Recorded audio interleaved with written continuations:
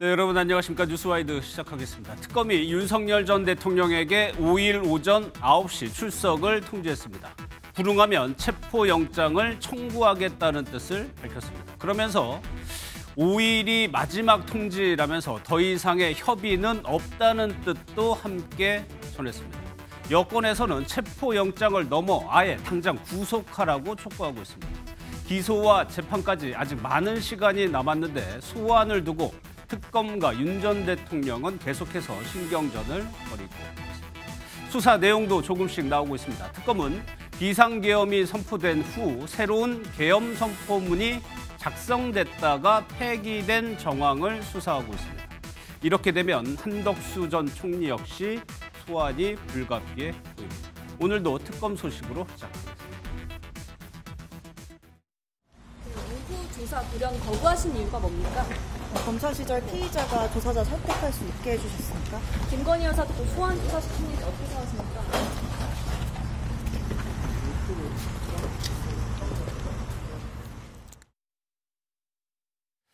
네, 세 분과 시작하도록 하겠습니다. 복귀왕 더불어민주당 의원 김근식 전 국민의힘 비전전략실장 이고은 변호사 나오셨습니다. 어서 오십시오. 안녕하세요. 윤석열 전 대통령의 특검 소환 일정이 어느 정도 가닥을 잡혀가는데 5일 오전 9시에 출석을 재통지했습니다. 하지만 여기에 대해서 윤 전 대통령 측이 시간 조율은 필요하다고 얘기를 했습니다. 이고은 변호사, 시간이요. 그날 1시간, 2시간 차이일 텐데 이것이 이렇게 중요합니까? 소환 조사하는 데 있어서?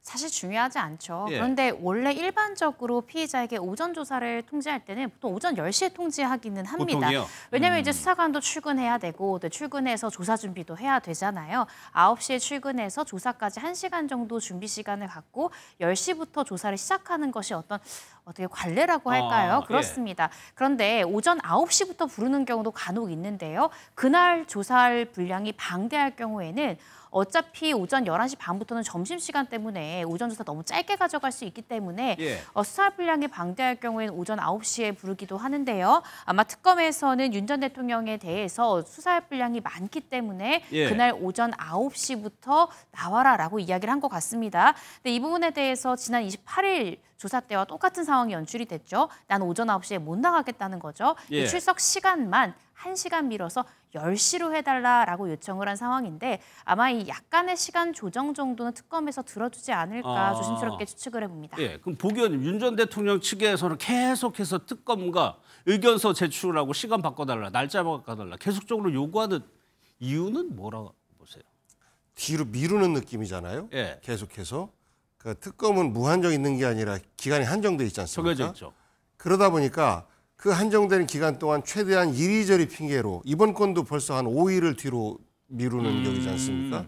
이렇게 몇 차례 하면 거의 한 달 가는 거예요. 예. 그러니까 지금 다른 그 공범들에 대한 수사는 경찰이나 검찰 단계에서 많이 됐고 이것에 대해서 특검에서 보강만 하면 되는데 핵심인 윤석열에 대해서는 전혀 지금 진척을 못하고 있는데 이것을 최대한 질질 끌으면 특검 기간 뭐 거의 다 돼서 또 나중에 급하게 마무리를 하게 하고 뭐 이렇게 해서 수사 자체를 제대로 못하게 하려고 하는 그런 의도가 숨어 있는 거 아닌가라고 읽힐 수밖에 없는 대목입니다. 그런데 이게 이런 모습들을 보면서 야, 일국의 대통령까지 했던 사람의 모습이 저렇게 일반 잡범들이 재판 피하고 시간 끌기 작전하는 것 그보다 더 정말 그 치졸하게 작전 쓰는 거 아니겠습니까? 우리 국민들 참 답답할 것 같습니다. 그러면 김근식 시장님, 윤 전 대통령 전략은 이제 소환 조사 날짜 가지고 계속적으로 미뤄졌으면 앞으로도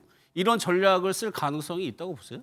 저도 그렇게 뭐 밑으로 지하로 갈 거냐 지상으로 갈 거냐 며칠이냐 시간 뭐 가지고 실랭이를 벌이는 게 저는 효율성 면에서 좋지 않다고 보는데 저도 곰곰이 생각해 보면 왜 저렇게 기싸움을 할까? 실익도 별로 없는 것 같은데요. 지금 복 의원님께서는 이제 수사나 조사를 뒤로 미루려는 계산이 있다고 말씀하셨고 저는 일단 소환에는 응해야 되는데 응하고 싶지 않은 마음이 분명히 있는 것 같아요. 근데 응하지 않으면 또 체포영장이나 구속영장에 빌미를 주니까 응하는 것을 큰 모순으로는 큰 원칙으로 응하는 건데 응하지 않을 수 있는 빌미를 자꾸 제기하는 거죠. 예. 난 응하려고 했는데 난 지하로 가고 싶은데 지하로 오지 말라니 나 못 가겠다.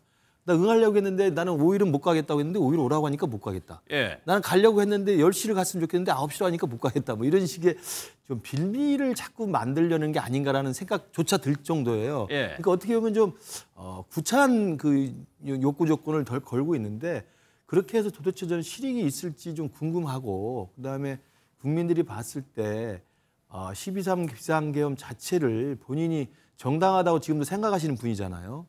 그 국민들을 계몽시키기 위해서 했다는 것이고 예. 그렇게 정당하다고 생각하시면 저는 이러한 형사법 절차에 대해서는 좀 당당하게 임했으면 좋겠다.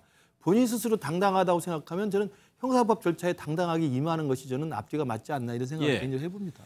그래서 이건 변호사 특검에서는 형사법의 마지막 단계라는 표현을 썼나요? 구속영장까지도 뭐 직접적으로 말하진 않았지만 시사를 했어요. 근데 만약 이런 상황에서 구속영장으로 바로 직행을 한다고 하면 발부 가능성은 어느 정도라고 봐요? 사실은 혐의 사실의 소명이 돼야 되고요. 이 구속의 필요성 부분이 인정이 돼야 됩니다. 예. 구속의 필요성이라 함은 증거인멸의 우려 또는 도망의 우려인데요. 뭐 윤 전 대통령은 우리 대한민국 국민 모두가 아는 인물이기 때문에 도망할 우려가 높다라고 보기는 어려울 것 같고 그렇죠. 결과론적으로는 혐의 사실이 현재 윤 전 대통령이 진술하지 않은 상황에서도 다른 참고인들의 진술이나 물적 증거만으로도 충분히 소명될 만큼 수사가 이루어졌는가, 거기에다가 증거인멸의 우려까지 구속의 필요성이 인정될 수 있는가가 핵심인데 사실 지금 윤 전 대통령이 체포영장에 적시된 혐의 중에 이 대통령 경호처법상에 비합본 서버 기록 삭제를 지시했다가 경호처의 실무진들이 거부해서 미수에 그친 그 예. 혐의가 있거든요. 이 부분은 증거인멸의 가능성이 높다라고 검찰에서 특검에서 주장해 볼 수 있는 하나의 사유이기 때문에요. 가장 중요한 건 구속영장 청구가 된다라는 것은 윤 전 대통령이 진술 거부권을 행사하거나 아예 출석 불응해서 진술이 없는 상황에서도 피해자의 진술 없이도 현재로서도 혐의 서명이 가능할 정도로 증거관계가 충분히 갖춰졌는가 이 부분이 가장 중요할 것 같습니다. 예. 윤 전 대통령이 5일에 나온다 하더라도 조사가 제대로 될지에 대해서도 좀 여러 가지 좀 의문이 있는데 저번 1차 조사 때요. 현장에서 조사를 거부했던 거에 대해서 여러 가지 좀 해석이 나오고 있습니다. 어떤 얘기들이 있는지 한번 들어보겠습니다. 빼도 박도 못하는 결정적인 증거를 제시한 것 아니냐. 그 조사하는 사람이? 네, 조사에서. 그래서 이제 그것 때문에 시간을 끌기 위해서 네. 조사 못 받겠다라고 저렇게 버티면서 전략을 다시 짜고 했던 것 아니냐라는. 어떤 증거를 제시했는지는 저도 궁금하긴 합니다만은 이것이 사실이라고 한다면 아마도 물적인 어떤 증거가 아닌가. 보통 진술 증거, 누가 이렇게 얘기했던데요? 라는 것만으로는 이렇게까지 당황하진 않거든요. 그렇다면 CCTV라든가 녹음 파일이라든가 문서라든가 이런 어떤 물적 형태를 지닌 객관적 증거를 제시했기 때문에 놀란 거 아니냐라는 생각이 우선 들고요.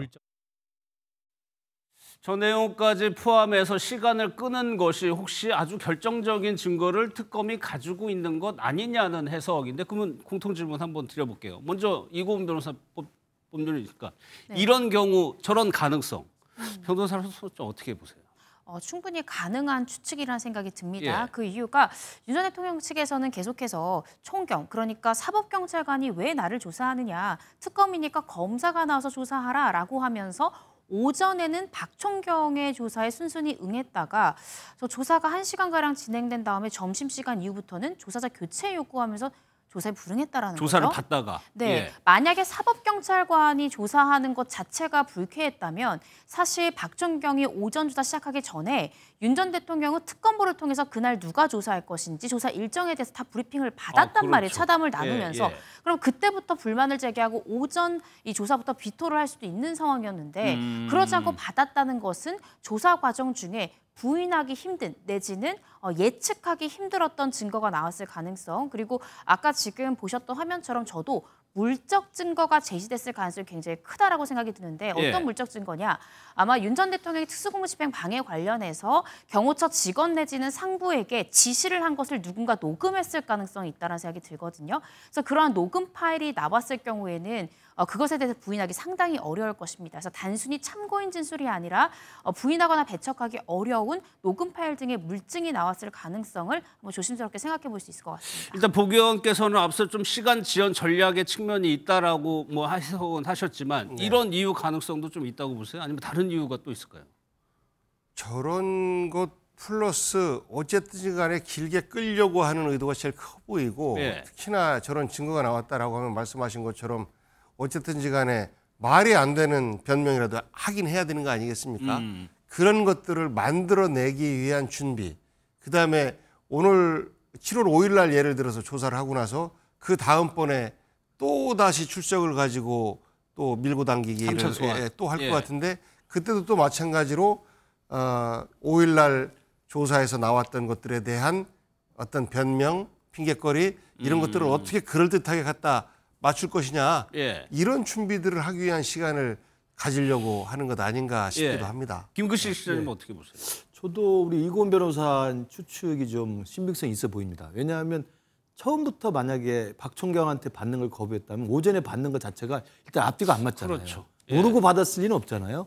그런데 오전에 1시간 반 정도 받다가 점심시간에 갑자기 점심 이후에 조사에 불응했다는 거죠. 그러니까 아마 오전에 박총경과의 조사 과정에서 무언가 새로운 것들을 깜짝 놀랄 만한 걸 보고 점심시간에 변호인들과 협의해서 이 상황에서는 우리가 지금 준비가 안 됐기 때문에 일단 조사를 거부하는 게 일단 시간을 버는 게 아니겠느냐는 생각을 했을 가능성이 높아 보이고요. 제가 듣기로는 그 조사를 오전에 했다는 박총경은 경찰대 출신의 에이스 수사관으로 알고 있습니다. 그래요? 그리고 변호사 자격증이 있는 것으로 제가 알고 있습니다. 그래서 그 상황에 대한 그 사건에 대해서 상당히 많은 높은 수준의 자료와 증거를 갖고 있다고 지금 알려져 있어서 아마도 우리가 정확히는 모르겠습니다만 그 당시 오전에 박총경과의 조사 과정에서 좀 놀랄 만한 예상하지 못한 것들이 나왔을 가능성이 분명히 있고 그러나 이제 어쨌든 7월 5일 날 또 출두해서 조사를 받아야 되기 때문에 그 과정에서는 또 나와서 저 비슷한 내용에 대한 이야기를 계속 추궁할 수밖에 없지 않겠어요? 만약에 증거가 정확히 있다고 한다면 그 부분에 대해서는 이제 요 며칠 동안에 아마 변호인들 협의를 통해서 나름대로 방어 전략과 진술에 대한 전략을 갖고 나왔을 것으로 보입니다. 근데 윤 전 대통령의 이런 움직임을요, 김건희 여사와 관련해서 해석하는 의견도 있습니다. 또요, 최근에 김건희 여사 근황이 진짜로 아프다라는 얘기도 있는데 그 얘기까지 한번 들어보겠습니다. 확인해 보니 지금 현재 그 저혈압이 아주 심하고요. 그다음에 그 어지럼증, 현기증, 그리고 그 호흡 곤란 이런 데 다른 여러 데 그 몸에 너무 안 좋은 게 많아서 병원에서 이제 그 휠체어 타고 저혈압이다 보면 현기증이 심해요. 그래서 그 휠체어를 탔다. 열차 분명히 들었습니다. 아 그래요? 너무 이게 우리가 매정하게 그래도 그 정도는 뭐 휠체어 탔다 해서 뭐 그런다고 특검이 안 부를 것도 아니잖아요. 우울증이라는 게 스트레스에 따라서 상황이 나빠질 수 있죠. 윤석열 전 대통령의 어떤 법률적 대응을 보면요. 떠오르는 단어가 무식과 고집인데요. 여태까지 국정 운영도 그렇게 해왔습니다. 윤석열 전 대통령이 김건희 씨를 위해서 희생 번트를 대고 있는 게 아니냐.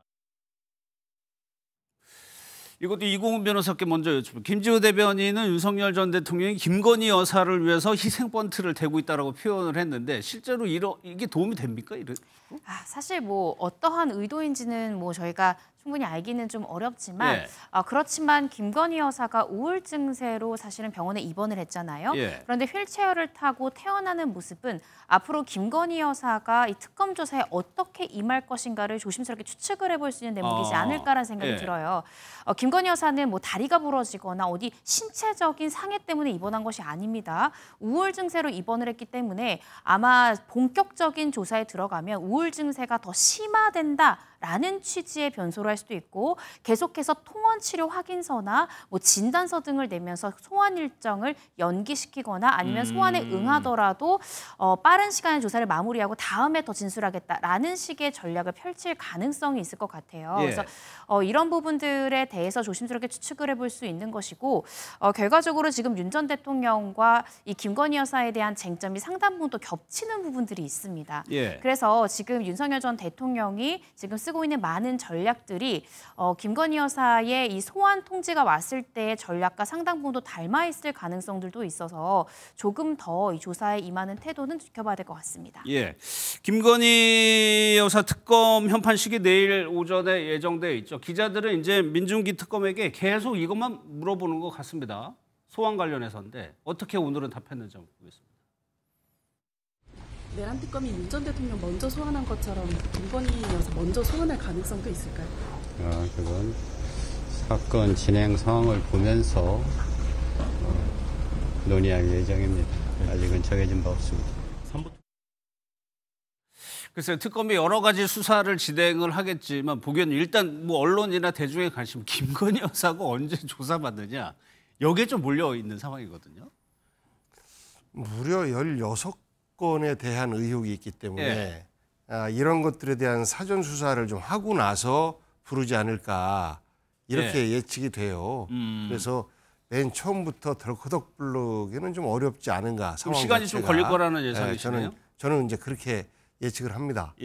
왜냐하면 그 16건 전체가 다 김건희 여사와 직접적인 그 관계들이 있다라고 추측되는 것들이기 때문에 본인 한 사람만 조사해서 뭐 해결될 수 있는 문제는 아니고 의혹이 있는 그 업체 관계자들이라든지 여기까지 다 수사를 해야 되는 과정이기 때문에 그렇게 예측을 하고요. 김건희 씨가 저렇게 우울증으로 들어간 사람이 휠체어를 타는 이런 진귀한 모습을 우리 국민들이 구경하게 되는데 우울증이었다가 저혈압이었다가 휠체어까지 타는 이런 모습을 보면서 역시 김건희다라고 우리 국민들이 생각할 것 같아요. 윤석열 대통령에 대해서는 그래도 진영에 따라서 우리 편이니까라고 편들어주는 사람이 있을지 모르겠습니다만은 김건희 씨에 대해서는 아마도 국민의힘이나 혹은 그 보수라고 불려지는 분들 가운데서도 응원하는 분들이 별로 안 보입니다.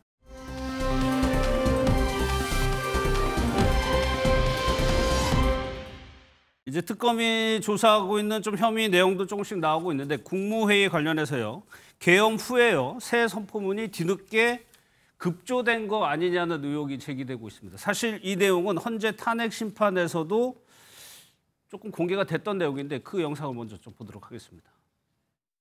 문서 기한자인 실무자가 이 내용을 알 수 있기 때문에 이런 경우에는 사후에 전자결제로 할 수 있는 거라고 저는 생각하고요. 6월 5일 저녁 부속실장이 계엄 선포문을 하나 기한을 해서 출력을 해서 총리와 국방부 장관에게 서명을 받고 다음 날인 12월 7일 대통령으로부터 서명을 받았는데 12월 8일 총리께서 부속실장에 전화하여 사후에 문서를 갖추는 것이니 없었던 것으로 하자고 하신 바가 있다고 하십니다. 혹시 기억하십니까? 네, 기억합니다. 이거 보세요. 저 내용인데 윤곽근 변호사가 질문한 저 내용 그대로 지금 조사를 하고 있다는 것 같아요. 실제로 저렇다면 문제가 될 수 있는 겁니까? 네, 그렇습니다. 사실 특히 한덕수 전 국무총리는요. 이 비상계엄 선포 직전에 있었던 국무회의 과정 중에 나는 비상계엄 선포 내용을 미리 알지도 못했고 또 그 자리에서 우리들 국무위원들의 의견을 물을 때도 나를 포함한 많은 국무위원들이 반대했다라고 이야기를 했지 않습니까? 그런데 지금 나오고 있는 것이 이제 대통령의 국법상행위는 문서로 했었어야 되는데 윤 전 대통령은 당시 그렇게 하지 않았다는 거죠. 비상계엄 선포문이나 국회 통고를 이 문서로 하지 않았다라는 사실을 뒤늦게 이 전 민정수석으로부터 듣고 이제 황급하게 한덕수 전 총리에게 전화를 걸어서 이 비상계엄 선포문을 만들고요. 여기에 이제 한 총리의 서명과 김용현 전 장관의 서명을 급히 넣어서 사후에 만들었다가 이후에 한 총리가 이렇게 사후적으로 하는 게 문제가 될 것 같다라는 연락을 받아서 결국 폐기하게 됐다라는 것이 지금 받고 있는 혐의고 아마 이 부분은 윤 전 대통령 측에서도 인정을 할 것으로 보입니다. 왜냐하면 이렇게 헌법재판 과정에서 나왔으니까요. 이것이 사실이라면 한 총리가 과연 이 비상계엄 선포 전에 이러한 부분을 몰랐겠느냐 그간의 진술에 대해서도 문제가 생길 수 있는 것들이고요. 공범 내지는 방조 정도의 혐의가 있는 것이 아니냐라는 부분들이 많은 부분이 문제가 되기 때문에 아마 한 총리에 대해서 조만간 특검에서 소환을 할 것 같고 굉장히 수사가 급물살을 탈 것 같고요. 또 이 부분 관련해서 결국 윤 전 대통령의 직권남용, 국무위원들에 대한 직권남용이랄지 여러 가지 부분들에 대한 추가 인지 수사가 일어날 가능성도 있을 것 같습니다. 김근희 시장, 여기서 한덕수 총리가 그랬다는 거예요. 사후에 문건을 만들었다는 게 알려지면 또 다른 논쟁을 나올 수 있으니까 폐기하자라고 이제 언론에 보도가 되고 있는데 그러면 지난 대선에서 경선 과정을 되돌아보면 경선 과정 단일화에 굉장히 적극적이었습니다. 한덕수 전 총리 이런 상황을 감안할 거 알고 있었겠죠. 이런 것들이 감안이 됐을까요? 한덕수 총리 본인은 알았겠죠. 그런 일이 있었으니까. 그러나 우리 당의 대선 후보 경선 과정에서 이제 후보 단일화 과정을 보면 우리 당 지도부가 저 상황을 알았을지 몰랐을지 모르겠습니다만 저 상황을 알고도 오히려 후보를 한덕수 후보로 교체하려고 했던 거라고 우리가 보기에는 좀 과도한 해석이고요. 예. 당시 한덕수 후보로의 강제 단일화 후보 교체를 시도했던 것은 굉장히 비정상적이고 불법적인 과정이었습니다만 당시 그걸 강행했던 지도부의 입장도 이유는 딱 하나였죠.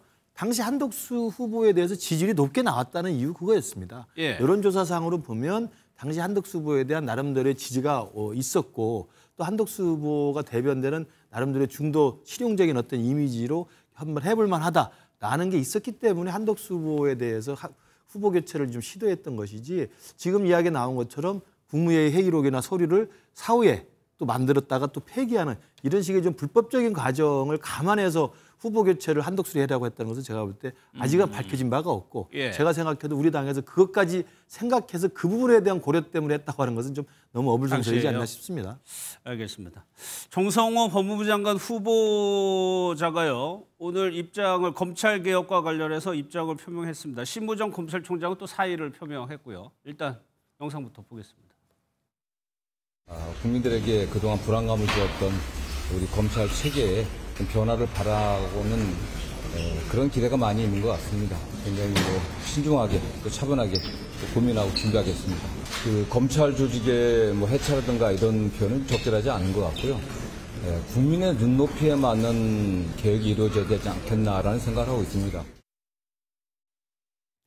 오늘 심우정 검찰총장이 사의를 표명하면서 입장문을 낸 요지를 보면요. 결론을 정해놓고 추진하면 부작용이 생긴다라는 취지의 입장문을 냈습니다. 실질적으로 검찰개혁이 임박한 상황인데 이 변호사님이 검찰 출신이니까 실제로 검찰 내부 분위기 좀 전해 들으실 것 같아요. 지금 어떻다고 합니까? 굉장히 검사들이 혼란스러워하고 있습니다. 예. 그러니까 지금 이제 기소만 담당하는 이제 기소청과 공소청을 분리하겠고 이 중대범죄를 수사하는 중수청을 또 따로 분리하겠다라는 거잖아요. 예. 그러면 현재 검사 수가 한 2,000명이 조금 넘습니다. 그렇다라고 한다면 2,000명을 전부 다 공소청에 넣을 수는 없거든요. 왜냐하면 예. 공소유지하는데 2,000명이 다 필요하진 않거든요. 그렇다라고 한다면 누군가는 자신이 원치 않아도 중수청 등에 가야 되는데 자신들이 임관할 때는 모두 검사로 검찰청에서 근무하는 검사로 임관을 한 거잖아요.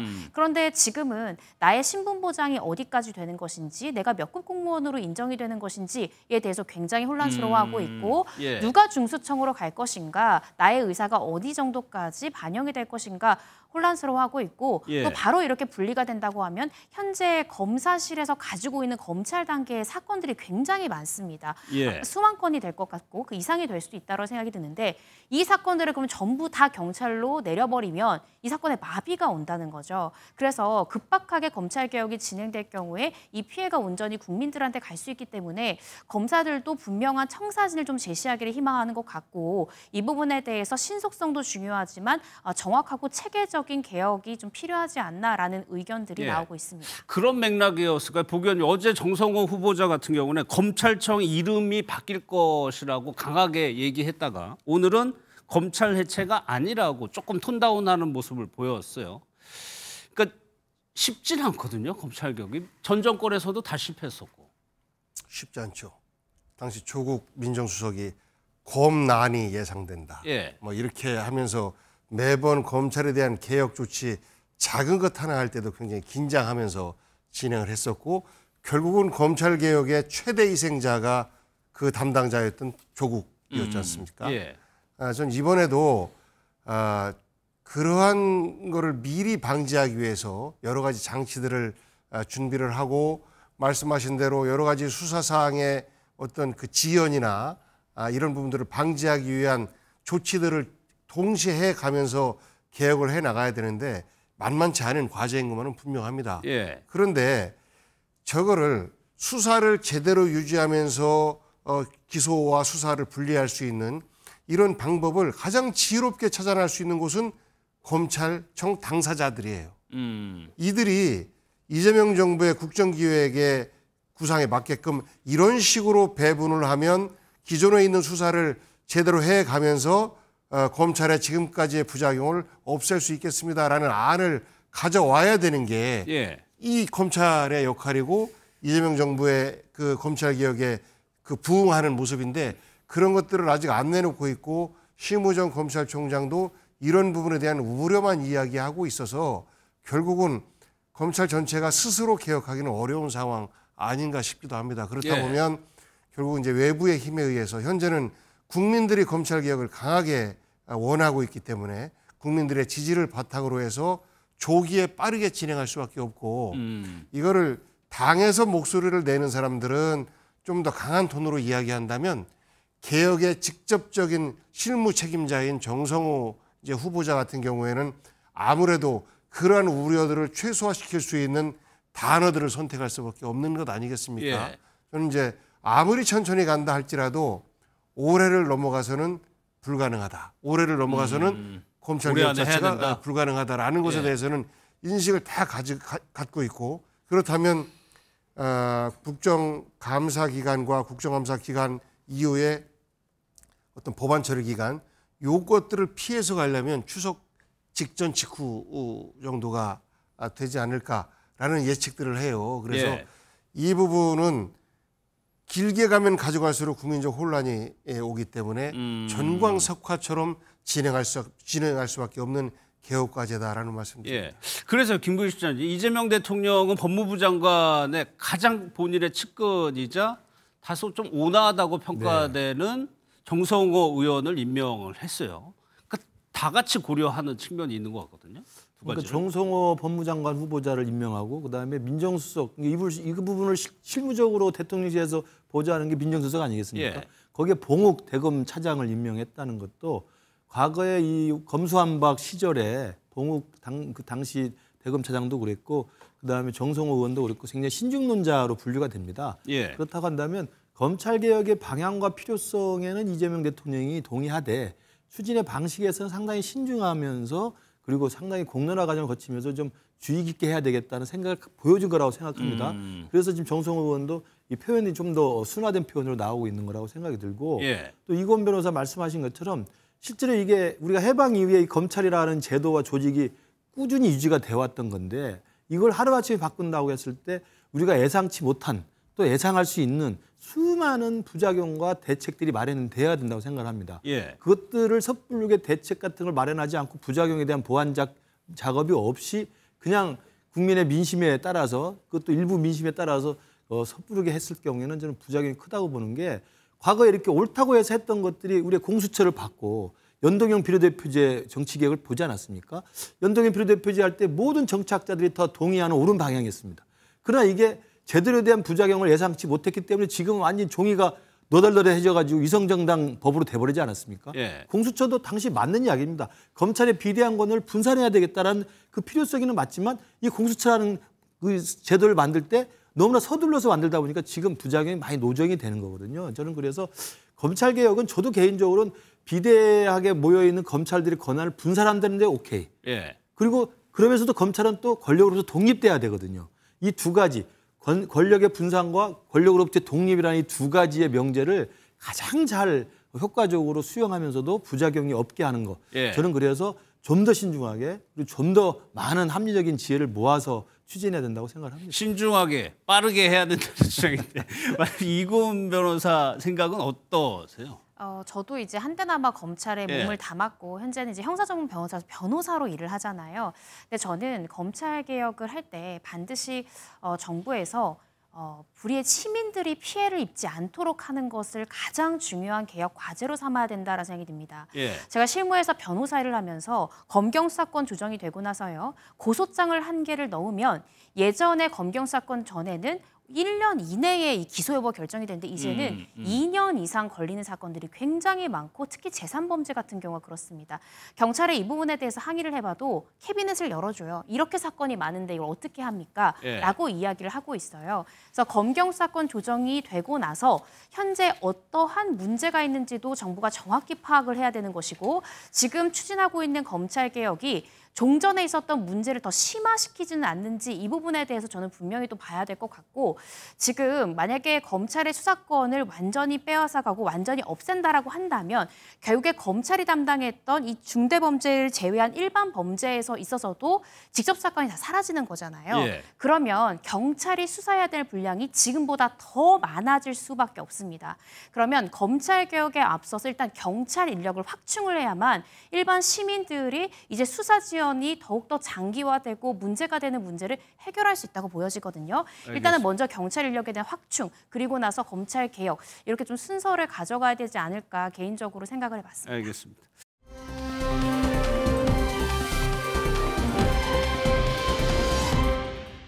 지금 나경원 의원이 농성을 하고 있는데 그곳에요. 김민석 총리 후보자가 어제 찾았고 오늘은 김병기 원내대표가 찾았다고 합니다. 영상 한번 보도록 하겠습니다. 총리 후보자는 어디 가서? 단식하시는 건 아니지? 단식하지 마. 단식해도 안 내려올 거잖아. 응? 아, 그래 확실히. 우리 유관성이 이래. 나경원 의원님이 원래 좀 자료 좀 내요. 자료 좀. 우리 자료를 다 드렸어요. 증여세 자료 안 냈다고 그러니까 그거는 빨리 내세요. 자료를 안 내셨다고 우리 당 고생을 했어요. 자, 수고.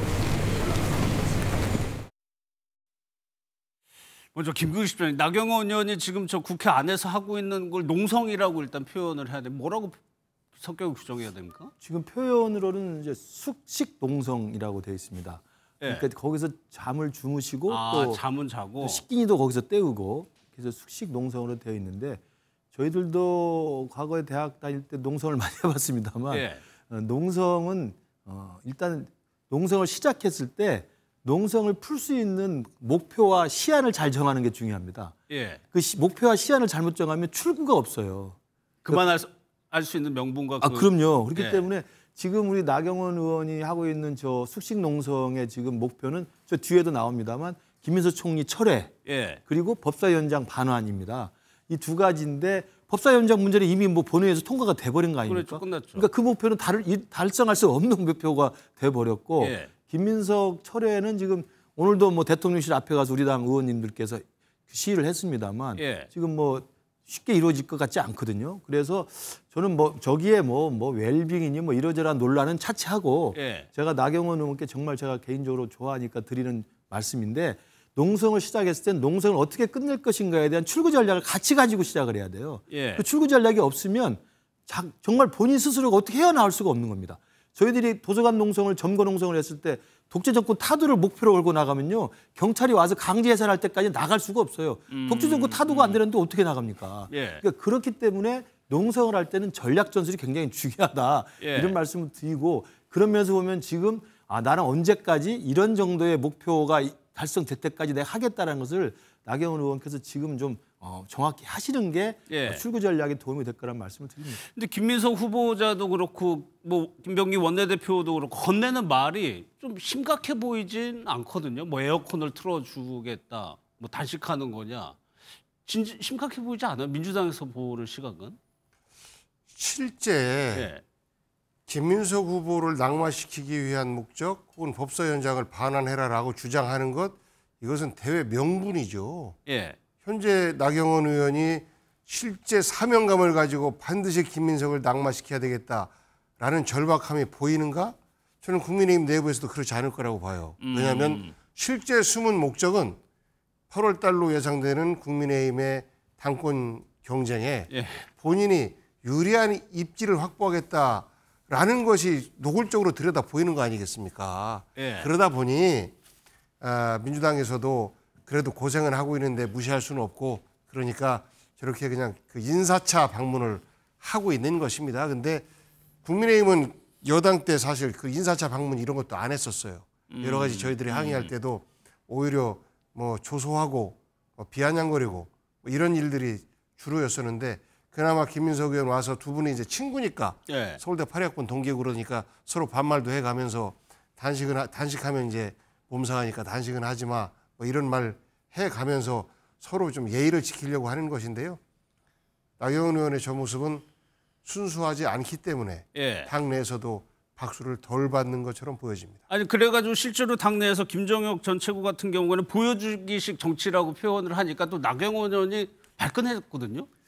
저는 뭐 그 보기 좋은 모습은 아니라고 생각합니다. 그러니까 김정혁 전 최고위원도 우리 당의 그래도 중진 나경원 의원이 그래도 국회에서 이렇게 정치적인 어떤 문제를 제기하고 농성을 하는 것에 대해서 이렇게 좀 과도하게 비판하는 것은 저는 옳은 태도는 아니라고 보고요. 예. 또 그러다 보니까 이 나경원 의원도 또 발끈해서 해당행위라고 이야기를 하고 해당행위도 상당히 센 단어거든요. 그렇죠. 그렇게 서로 이제 공박을 주고받으면서 우리 당 내에서 마치 이재명 대통령에 대한 항의성 표현으로서 이 농성을 시작한 것인데 그것이 본질이 사라지고 우리 당 내부에서 서로 간의 갈등과 알력이 더 심화되는 모습으로 되비춰져서 예. 저는 뭐 두 분 다 좋은 대응은 아니라고 생각을 해요. 그래서 아까 제가 말씀드린 것처럼 나경원 의원에 대해서 일부 이미 박찬대 의원이나 민주당의 몇몇 의원들이 조롱 섞인 야유를 보냈어요. 이게 무슨 바캉스냐 이렇게 이야기를 하고 그러는데 저는 나경원 의원이 이 목표를 아까 제가 말씀드린 것처럼 어느 정도의 목표, 어느 정도 시한이랑을 먼저 명확히 정한 다음에 예. 조금 더 절박한 모습으로 저는 농성을 하는 게 필요하다고 생각을 해요. 절박한 모습으로. 예전에 김성태 원내대표가 계실 때 잘 아시지만 드루킹 사건 터졌을 때 단식 농성을 해서 그럼 드루킹 특검을 받아냈지 않습니까? 예. 그러니까 단식 농성을 하거나 철야 농성을 할 때는 시한과 목표를 정확히 하면서 그 시한과 목표를 이룰 때까지는 정말 처절하고 절박한 모습으로 거기에 임하는 겁니다. 이제 그런 것을 생각을 우리가 일상적으로 하는데 그런 것과 조금 거리가 좀 먼 모습으로 비춰지니까 예. 야당 여당에서는 여당대로 또 우리 당 내부에서 저렇게 좀 오고 가는 이야기가 있는 것 같은데 저는 그래서 우리 당에서 김정육 최고와 나경원 의원이 주고받게 저렇게 논쟁을 하는 건 정말 바람직하지 않은 거고 그럼에도 불구하고 나경원 의원의 저런 정당한 문제 제기에 대해서는 우리가 좀 힘을 실어줘야 되는데 출구 전략에 대해서는 나 의원님도 고민을 좀 해달라 예. 그런 말씀을 드립니다. 전달을 위한 당권 행보라는 것 성격도 있다고 보시는 거죠? 그건 너무나 정치 공학적으로 접근하는 것이죠. 예. 또 나경원 의원이 사실은 우리 당에서는 몇몇 안 되는 수도권에서 당선된 중진 의원입니다. 예. 그렇기 때문에 사실은 다른 영남권 의원들보다는 훨씬 더 가열차게 투쟁의 모습이 나서는 것도 저는 의미가 있다고 생각을 해요. 다만 거기에 대한 아까 말씀드린 출구 전략에 대한 고민 그리고 예. 우리가 보통 생각하는 농성과 단식 뭐 이런 투쟁에 대했을 때 나타난 절박함보다는 조금 더 강도가 떨어지는 것 같아서 아마 이런 논란이 일어나는 것 같습니다. 예. 아니, 왜 그러냐면 김문수 전 후보의 행보를 짚어보려고 하는데 6월 30일에 경기 지역의 원외 당협위원장들과 오찬을 하고 7일에는 서울 지역의 원외 당협위원장 여기에 김구식 실장님도 포함되는 거죠. 저는 오지 않았습니다. 그러면 이런 행보는 뭐라고 봐야 되는 겁니까? 김문수 지금 전 후보의 행보는 뭐 일단 당연히 당권에 대한 어떤 포석의 행보라고 생각이 됩니다. 예. 물론 본인은 지금 그 이야기를 공식적으로 내비친 바가 없지만 경기도의 원외 당협위원장 또 이 부분도 제가 볼 때는 엊그제 이번에 만난 거 말고 다른 또 날짜가 돼서 다른 그룹이 또 다시 만난다고 제가 소식을 들었습니다. 그래서 예. 이렇게 그룹핑을 해가지고 나름대로 이렇게 좀 행보를 넓혀나가고 있는 것은 차기 전당대회에 대한 여러 가지 민심을 좀 경청하는 것도 있고 예. 또 당원들의 어떤 분위기도 좀 듣는 것도 있고 또 당의 어떤 구심점을 확보하는 노력도 좀 하는 것 같아서 예. 저는 당권 행보에 대한 좀 포석이 아닌가라고 생각이 듭니다. 예, 보기에는 그러면 저렇게 당협위원장들을 만나는 거를 어떻게 다지기 뭐라고 표현을 해야 되는 겁니까? 차기 세를 유지하고 관리하는 과정이죠. 그리고 전당대회를 앞두고 있다라고 하면 본인이 직접 출정하지 않으면 본인의 대리인이라도 세우겠다라는 강력한 의지를 표명하고 있는 겁니다. 그런데 예. 김문수 후보의 전 후보의 대리인이 과연 누가 있을까요?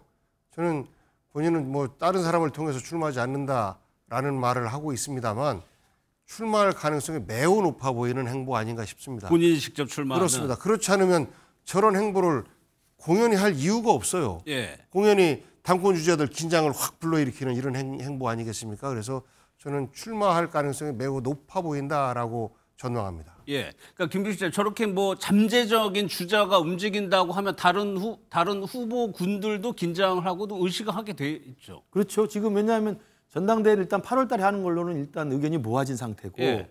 그리고 전당대회가 정해져 있다면 전당대회 링 위에 오를 사람이 누군가가 정해져야 되기 때문에 그런 부분을 놓고 지금 서로 간에 고민이 진행되고 있지 않습니까?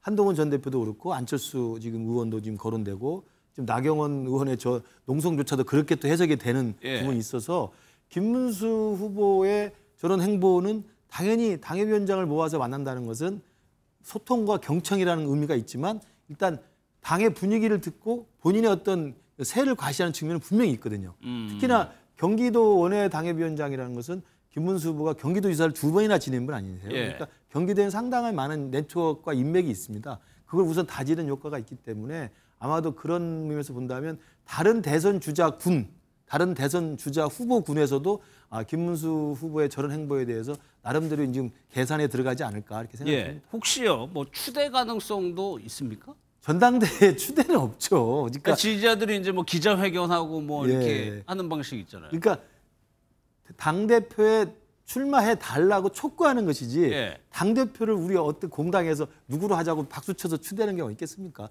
당이 전당대회를 거쳐야 되고 경선을 거쳐야 되고 설사 만에 하나 한 명만 후보로 올라왔다 하더라도 투표는 하게 돼 있습니다. 그렇기 때문에 추대라는 것은 특정 후보를 지지하는 그룹에서 여기저기서 출마를 해달라고 요구하고 촉구하는 그런 지지의 의미지 당대표로서 추대 방식으로 당대표가 되는 건 제가 볼 때 민주화 위에 제가 본 적이 없는 것 같습니다. 알겠습니다.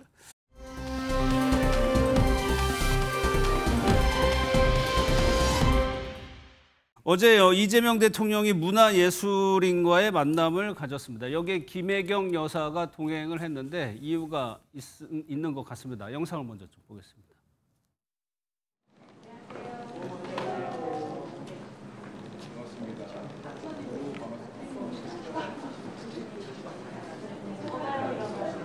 정말 많이 웃겨드리고 싶었는데 많은 분들이 오직 한없이 가지고 싶은 것은 높은 문화의 대통령께서 자주 우세요? 드라마 보고?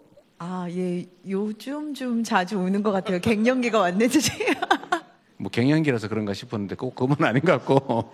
제가 이 사람을 8월 9일 날 만났는데 그 주에 미국 비자가 나와서 결혼을 할까? 유학을 갈까를 조금 고민을 했었어요. 남편을 키우는 예술을 하고 계십니다. 부부가 같이 간담회를 간 건데 실제 김혜경 여사가 피아노 전공해서 예술 쪽에 관련이 있어요.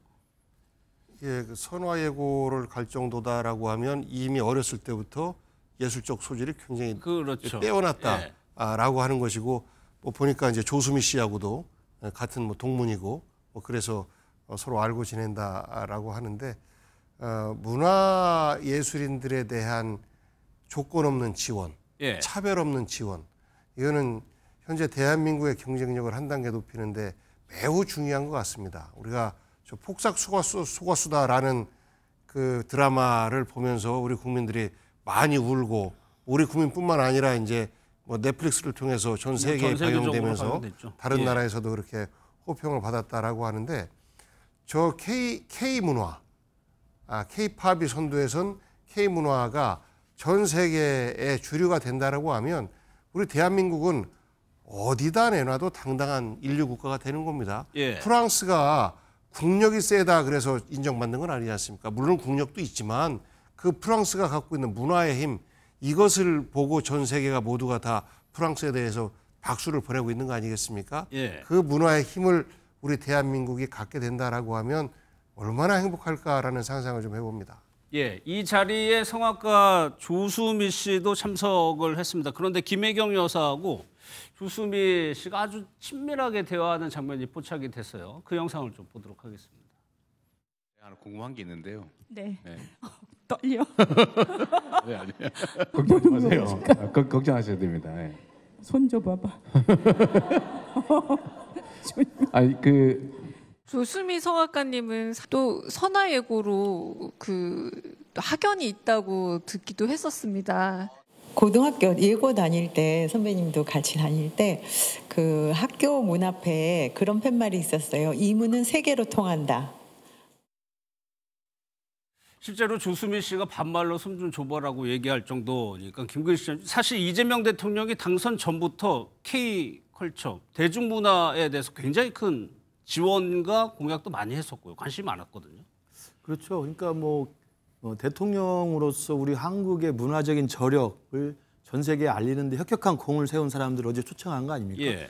드라마 폭삭 속았수다도 있고 어쩌면 해피엔딩이라는 뮤지컬도 사실은 최근에 글로벌한 데서 굉장히 큰 상을 받았고요. 그래서 저런 분들이 우리 한국의 문화의 어떤 힘을 이끄는 선구자들이다라는 의미에서 아마 대통령실에 초대를 해서 간담회를 한 것 같고요.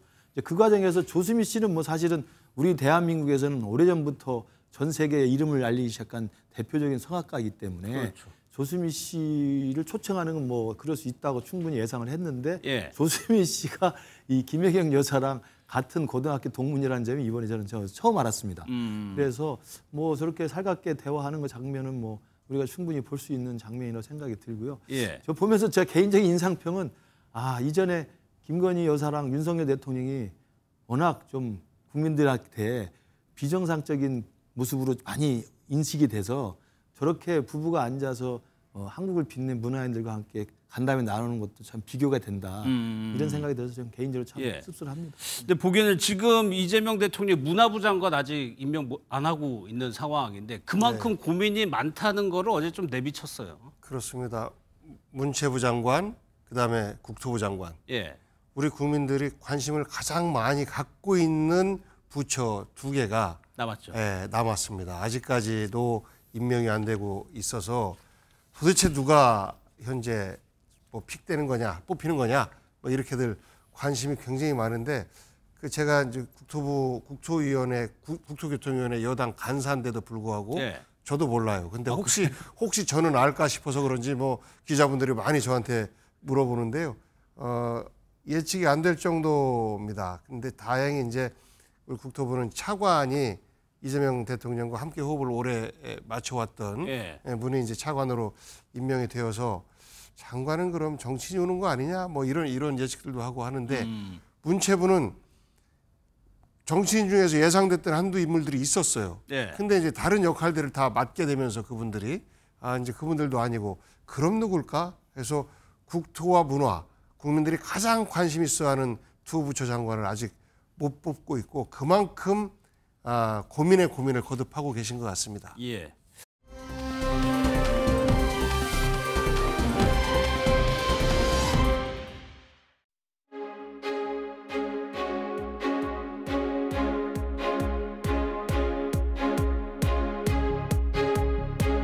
강유정 대변인입니다. 대통령실과 언론, 국민을 잇는 훌륭한 가교가 될 것으로 믿습니다.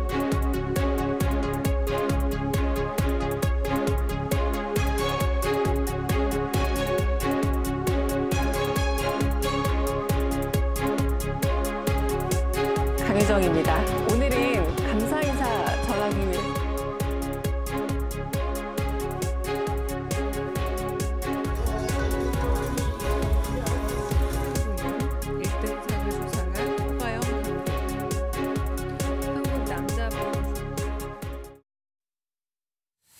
원래 대변인이라고 하면은 기자 출신들이 되게 맞는 자리인데 김근희 시장 지금 강유정 대변인은 문화평론가에다 비평가 출신이란 말이에요. 기존의 대변인들과 경력은 좀 달라요. 그렇습니다. 그러나 이제 그 국어교육관과 뭐 국문과를 졸업을 했고 문화평론으로 사실 등단까지 했던 분이기 때문에 사실은 그 기사를 쓰는 기자분들하고 크게 차이는 없다고 생각해요. 특히 대변인으로서 이제 문구를 고친다든가 발표를 하는 면에서는 그런 면에서 크게 다르지 않고 다만 이제 대변인들 기자 출신을 하는 분들이 이제 네트워크가 다르죠. 각각의 언론사들과 이제 긴밀한 관계를 유지할 수 있으니까 그게 하나의 장점으로 꼽히긴 합니다만 저는 국문과 출신의 평론으로 등단했던 사람이기 때문에 뭐 대변인으로 발탁할 만한 충분한 이유 있다고 보고요. 지금 뭐 와서 대통령실에 입노릇을 하고 있는데 굉장히 힘든 모습도 많이 보이고 있고 처음에 들어갔을 때는 뭐 굉장히 큰 그 소명의식을 가지고 갔겠습니다만 일이 워낙 많고 빡세게 돌아가기 때문에 아마도 힘든 모습을 보이고 있는데 또 최근에는 또 구설수에 오른 적도 한 번 있었습니다. 그 부동산 대책 관련해서 그 6억 주담대 이상으로 제한하는 거 이 부분에 대해서 대통령실 대변인으로서 기자들 질문에 대통령실 입장이 아니다. 라고 했다가 사실 몇 시간 만에 다시 그 정정한 적도 있었거든요. 그러니까 굉장히 바쁘기도 하고 각 부처의 모든 정책 결정에 대해서 기자들이 일단 대통령실 대변인한테 물어보거든요. 그렇죠. 그랬을 때 그걸 모든 걸 다 파악하고 있어야 되기 때문에 저는 어마어마한 작업 업무량이라고 생각하는데 그런 면에서 보면 최근에 그 부동산 대책과 관련된 6억 주담대에 대한 해프닝을 보면 일이 굉장히 고된 건 맞는 것 같다. 이런 생각이 듭니다. 실제로도 뭐 안경을 쓰고 브리핑을 하는 날도 있고 사실 대변인이라는 직이 대통령 어느 기관이든 그 장만큼 현안을 파악하고 있어야 기자들이 뭐 한 개사에서 여러 명이 또 출입하고 그러니까 대답을 해줄 수 있는 거잖아요. 그렇죠. 그래서 각종 그 회의 때마다 다 참석을 하는데 그것을 이해할 수 있어야 되는 거 아닙니까? 그렇죠. 특히나 중요한 부동산 정책이나 이런 부분들은 전문가가 아니면 쉽게 이해하기가 어려워요. 근데 그런 부분에 대해서 아마도 이제 정책실 내에서 혹은 뭐 좀 플러스해서 회의를 할 때 어떤 이야기가 왔는지 모르겠는데 공식적인 대통령실의 입장은 아니다라고 들었을 거예요. 그렇게 정책 관계자로부터 들었기 때문에 그렇게 발표를 할 수밖에 없었을 것이고, 근데 이제 이것이 파장이 생기니까 그 다시 수정하는, 결국은 정책실이나 다른 부처, 다른 비서관실이나 수석실의 실수도 대변인이 감수해야 되는 그런 자리죠. 그러면서 동시에 직급은 수석보다 또 한 직급 아래예요. 그러다 보니까 일은 많고 직급은 좀 낮고 그러면서 책임은 또 정치적 책임을 또 져야 하는 이런 험한 자리인데, 이 국회의원 자리를 내려놓고 대변인을 감수할 정도로, 맡을 정도로 결단을 했으니까 그 결단만큼 뭐 빛나는 대변인으로서의 성과를 냈으면 좋겠습니다. 아니, 본인은 정계에 입문할 때 문화예술계 목소리를 대변할 사람이 필요하다는 생각으로 들어왔다고 해요. 그럼 이재명 대통령은 왜 강유정 의원을 대변인으로 기용을 했을까요? 그동안에 당내 대변인 역할을 했던 많은 분들이 계신데 강유정만큼 똑 떨어지는 대변인이 없었다, 이렇게 보셨겠죠. 다른 분들도 물론 열심히 하고 잘 하는데 우선 강단이 있어 보이지 않습니까? 굉장히 강단이 있어 보여요. 그리고 본인이 주장하는 것에 대한 확신을 보여줍니다. 그렇기 때문에 대통령실 대변인으로서 저만한 사람이 없겠다라는 판단을 내린 것 같고, 그것 때문에 사실 문화예술 전문가라기보다는 대변인으로서의 이미지가 정치권에 딱 들어오면서 이렇게 더 많이 씌워졌는데, 전 뭐 문화예술에 대한 전문성을 살려서 좀 격이 다른 대변을 좀 하는 그런 대변이 됐으면 하는 바람을 좀 가져봅니다. 김우식 씨, 이 대통령실의 브리핑 생중계로 이제 했잖아요. 그렇죠. 이게 기자들도 긴장을 하지만 실제 대답을 해야 되는 대변인 입장에서도 상당히 부담이 되고 조심해야 되는 그렇죠. 상황이거든요. 사실 대변인이 뭐 그 기자단 관리라기보다 기자단하고 교류하고 소통하고 그 대통령실 입장을 정리해주는 역할도 하지만, 제일 중요한 게 만약에 이런 식으로 바뀐 브리핑 제도가 정착이 되면 대통령이 해야 될 정도로 생중계되는 걸 본인이 다 감당을 해야 됩니다. 그러면 아까 제가 말씀드린 부동산 대책 해프닝 같은 경우가 계속 있을 수도 있는 거예요. 그러니까 대통령실에 굉장히 많은 업무가 있을 텐데 그 업무의 모든 내용을 다 파악하고 있어야 되고, 그 결정 과정과 결정의 의미, 또 결정의 팩트에 대해서 정확히 알고 있어야 되기 때문에, 그런 상황에서 기자들도 기자들의 신분을 가지고 방송에 카메라가 돌아가는 데도 질문하지만 대변인도 그때 즉시 대답을 해야 되거든요. 그렇기 때문에 굉장히 아마 그 정신적인 부담이 클 거라고 생각합니다. 지금까지 했던 대통령실 대변인과는 전혀 질적으로 다른 기자들의 답변을 준비해야 되기 때문에 굉장히 임기응변도 필요하고 사전 지식도 필요하고 업무에 대한 정확한 파악도 필요할 것으로 보입니다. 알겠습니다.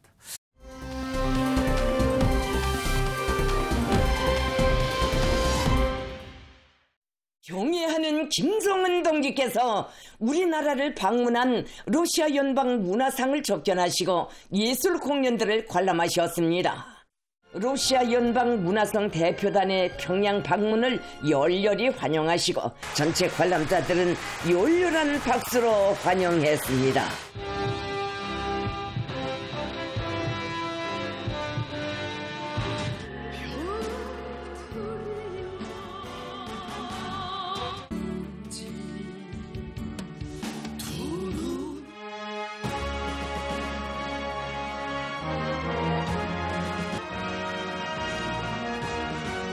데서 알렉산드로 마체고라 동지를 비롯한 러시아의 부호들이 맞이했습니다. 두 분과 북한 소식 짚어보겠습니다. 김열수 한국군사연구원 안보전략실장, 한진명 전 베트남 북한 대사관 3등 서기관 나오셨습니다. 어서 오십시오. 네, 안녕하세요. 어제 먼저 유해 송환과 관련한 영상을 봤는데, 저 영상을 김 실장님 자세히 보면 김정은 위원장이 겨울 코트로 보이는 옷을 입고 있어요. 그러면 저거는 한참 전의 일이라는 얘기거든요. 그렇죠. 북한이 러시아에 이제 파병한 것은 전체 인원은 이제 15,000명 규모. 희생자는 이제 조금씩 다른 것 같습니다. 우리 국정원은 북한 군인 700명을 포함해서 4,500명 그렇게 얘기했는데, 영국에서는 한 6천 명 정도가 희생이 됐다라고 얘기를 예. 하는데요.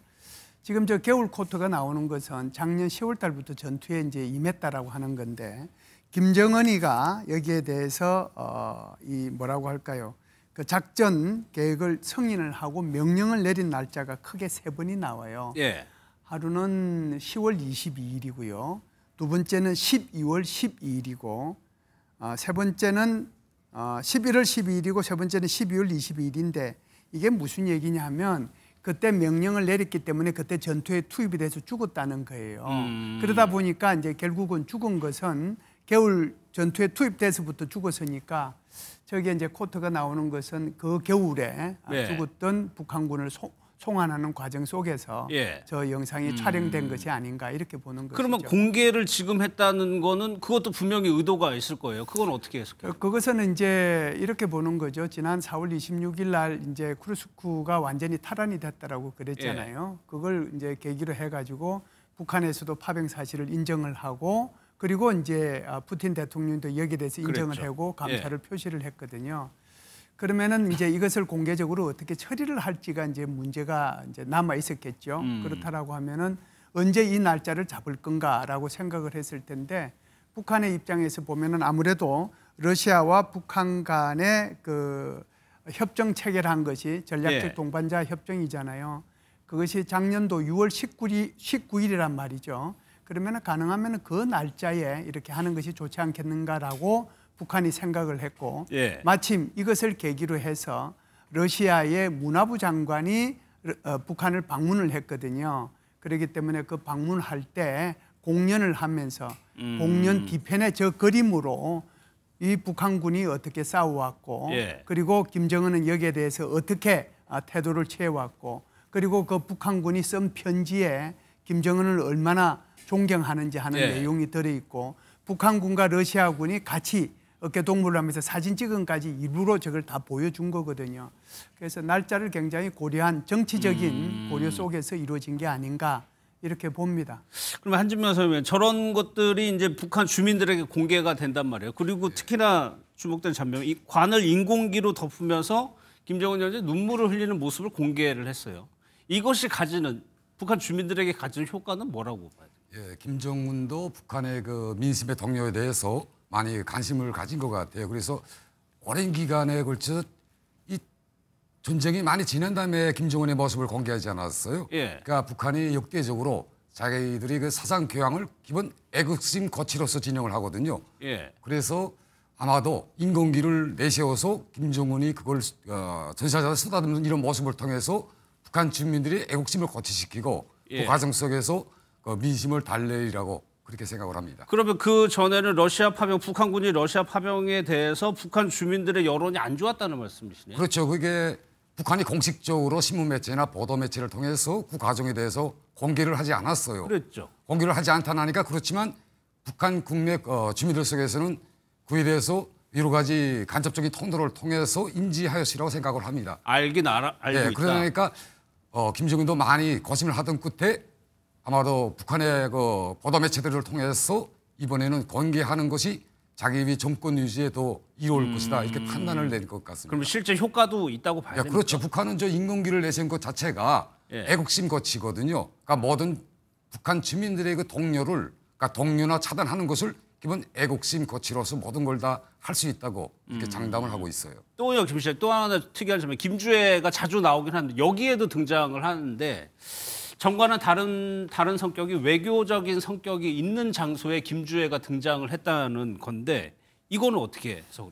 김주애가 사실상 외교적인 행사에 등장한 거는 굉장히 이례적이에요. 예. 주로 이제 군부 행사에 등장하는 그렇죠. 미사일 쏠 때 이렇게 등장하거나 그렇지 않으면 이제 아파트 이렇게 건설할 때 맞아요. 등장을 예. 하는데 이게 외교적인 행사에 등장한 건 지난 5월달에 러시아 그러니까 주 북한의 러시아 대사관에서 공식 행사를 했을 때 이때 자기 아버지하고 손잡고 러시아 대사관에 찾아갔거든요. 예. 이게 제 첫 번째 대외 행사입니다. 그리고 이제 이번에 등장한 것이 바로 두 번째 외교적인 행사라고 볼 수 있는데 저 김주애가 앉아 있는 그 모습을 보면 김정은과 주 북한 러시아 대사죠. 마체고라라고 하는 그 사람 사이에 이렇게 앉아 있거든요. 예. 그래서 저 김주애를 본격적으로 이제 외교 수업까지 시키고 있지 않는가. 그렇다라고 하면 제4세대 지도자 수업을 외교 분야로까지 확대하고 있다 이렇게 보죠. 근데 실제로 저런 외교 무대 대동을 하려면 부인 배우자가 가게 되잖아요. 자녀가 간다는 것도 북한의 이건 이색적인 특징이라고 봐야 됩니까? 어떻게 해서? 그렇죠. 이제 사실상 그 전에는 이제 김주애가 자주 등장을 했는데 본격적으로 이제 리설주가 등장을 했는데 지금 본격적으로 이제 김주애를 후계자 수업을 시켜야 하니까 만일에 이제 리설주하고 김주애하고 같이 등장을 하면 초점 자체가 리설주한테 맞춰지는 거잖아요. 리설주는 백두혈통이 아니지 않습니까? 그런데 김주애는 백두혈통이란 말이죠. 그러면은 제4세대 수업을 제대로 시키기 위해서는 김주애를 부각시킬 필요가 있는 거죠. 그렇기 때문에 오히려 리설주보다는 김주애를 지금까지 이제 지속적으로 앞에 내세우고 있고 설령은 이제 그 전에도 리설주가 이렇게 나온다 하더라도 한 발 뒤로 물러서서 좀 잘 안 보이게 오히려 훨씬 더 리설주가 이렇게 이렇게 그 시선에서 좀 제외되고 오히려 김주애가 더 부각될 수 있도록 그렇게 배치를 하고 그리고 이제 김주애를 띄우기 위해서 이런 행사들을 하게 되는 거죠. 실질적으로 외교까지 후계자 수업을 하고 있다라고 보셨어요. 그러면 한지명 의원님 실제로 이런 모습도 다 뭐 방송이나 신문을 통해서 북한 주민들이 볼 거예요. 꽤 오랜 시간 봐왔을 거예요. 이걸 어떻게 받아들이고 있을지도 좀 궁금하거든요. 북한의 그 전통적인 후계자 세습 과정을 바라봤을 때 상당히 이례적이거든요. 이례적이죠. 기존에는 그 자녀들을 공개 매체에 공개하는 이런 상황들이 발생하지 않았어요. 그래서 이런 상황들이 지금 처리하는 그 방향을 봤을 때 북한 당국이나 김정은이 그걸 목적하는 바가 있다고 생각을 합니다. 그래서 이를 통해서 당연히 북한 주민들이 후계자다라는 인식보다는 자녀가 공개된 이례적인 상황 속에서 주목하고 관심을 가질 것 같아요. 그러니까 현재 시점에서는 자녀가 공개됐다는 점에 더 방점을 거기에 대해서 의문을 표시하고 이게 어떤 상황인가 이렇게 좀 다른 관점에서 바라보리라고 생각을 합니다. 아니 우리나라는 많이 없어졌다고 하지만 북한은 가부장제, 남자 중심의 그런 문화 인식이 강하잖아요. 아직도. 그렇죠. 그래서 그와 관련해서도 여러 가지 그 예측들이 오가는데요. 그 뭐 이설주가 후계자 수업을 받고 있다, 아니면 백두혈통의 차별성을 각인시키기 위한, 그러니까 북한이 김정은이가 차세대 자기의 지지 기반을 마련하기 위한 홍보 수단이 아닌가. 홍보수단. 그러니까 자기의 지지 기반을 탄탄히 하자는 거죠. 그러니까 두 가지 주장이 엇갈리는데요. 그래서 최근에 들어와서 이렇게 행보가 잦아지고 많은 그 동행하는 석상이 많이 공개되는 걸 봤을 때 후계자 수업도 가능성이 높다 이렇게 생각을 합니다. 김주애가 이제 공식적으로 등장한 것은 2019년도 11월 29일 날 화성 15형 발사할 때 하얀 패딩 입고 지 아버지하고 손잡고 나왔거든요. 그때만 하더라도 그냥 어린아이 데리고 나왔거나 이렇게 생각했잖아요. 근데 세월이 지나가면서 계속해서 이제 이렇게 등장을 시킨단 말이죠. 제가 볼 때는 이제 후계자 수업인데 김정은이가 볼 때는 그런데 북한 주민한테 주는 어떤 메시지가 있느냐면 가스라이팅 시키는 거죠. 지금 이제 좀 전에 말씀하신 것처럼 굉장히 봉건적인 국가가 바로 북한이지 않습니까? 그래서 여성의 지위가 굉장히 높은 것도 아니고 그렇기 때문에 여성이 제4세대 지도자가 된다는 것을 북한 주민들이 받아들이기가 불편할 수도 있거든요. 있을 수도 있죠. 그런데 계속해서 이렇게 노출을 시키면 저 사람이 나중에 우리의 지도자가 될 수도 있겠구나. 그래서 일종의 가스라이팅 작업을 하고 있고 세뇌 교육을 시키고 있다. 이렇게 볼 수가 있죠. 또요. 오늘이 뭐 김정은 위원장이 그렇게 공들였다는 원산 갈마 해안 관광지구가 개장한 날입니다. 이곳이 대내외적으로 상당히 의미가 있는 곳이라고 보고 있는데 내부에서 북한 내부에서 이곳이 가지는 의미가 뭡니까? 그 전에 북한에서 이야기 드릴 게 관광 사업이라는 게 자연 발생적으로 진행되질 않아요. 우선 북한 내무성에서 계획을 작성하고 인원 계획을 작성을 하거든요. 12월 달에 그 전에 먼저. 그래서 모든 북한에 들어오는 관광객의 인원수가 모두 작정이 됐을 겁니다. 그래서 북한이 이때까지 북한을 방문하는 관광객의 주요 타겟은 중국이었거든요. 근데 이에 더불어서 플러스로 러시아의 관광객을 더 많이 유치해서 북한이 이것을 통해서 외화를 더 많이 유치하기 위한 이런 수단과 방법으로 이용하는 것 같습니다. 지금 중국하고 북한 관계가 그렇게 예전 같지는 않죠. 대신에 러시아 쪽에서 이 관광객을 채운다는 계획인가요? 그렇죠. 그렇기 때문에 이번에 이제 개장을 할 때 특별히 초청한 사람이 있습니다. 그 특별히 초청한 사람이 주 북한의 러시아 대사. 맞아요. 그리고 이제 러시아 대사관에서 근무하고 있는 그 러시아인들을 초청을 했거든요. 그 말의 의미가 뭐겠습니까? 이것은 이제 러시아인들을 위한 개방이다. 그러니까 러시아에서 좀 많이 보내줬으면 좋겠다. 이런 얘기인데요. 마침 이제 그 얘기를 하자마자 7월 1일부터 러시아에서 이 북한에 관광객을 많이 보내겠다고 답을 한 거거든요. 그 말의 의미가 결국 지금 우리 선생님 말씀하신 것처럼 러시아를 염두에 둔 그런 원산 갈마지구 개발이 아니겠는가 이렇게 보죠. 그러면 실제로 이런 시설들이 북한 주민들은 거의 못 가나요? 예, 그렇죠. 북한 주민들이 특수한 계층과 계급을 내놓고선 대중이 이용하는 그 시설물로 이용되지는 않거든요. 금강산 개발지구를 보더라도 그쪽에 대한 북한 그 주민들에 대한 관광은 어느 정도 제한적이었어요. 그러니까 이 원산 갈마지구 이 지역도 순수 외국인을 위한 관광객을 유치하게 한 하나의 그 구두의 공간으로 사용될 가능성이 높습니다. 특화지구 뭐 이런 성격이 그렇죠. 있는 거. 네. 일반 북한 주민들의 출입을 철저히 차단시킬 겁니다. 근데 왜 이곳이 관심이 있냐면 트럼프 대통령이 만약에 북한과 대화를 했을 때 뭐 트럼프 대통령 디벨로퍼 출신이니까 그렇죠. 이쪽 해안지대 개발할 거 아니냐는 전망이 굉장히 많이 나오고 있거든요. 예, 뭐 싱가포르 회담할 때도 그 얘기했고요. 그래서 이제 북한 지역 개발하면 거기 아마 큰 도움이 될 거다.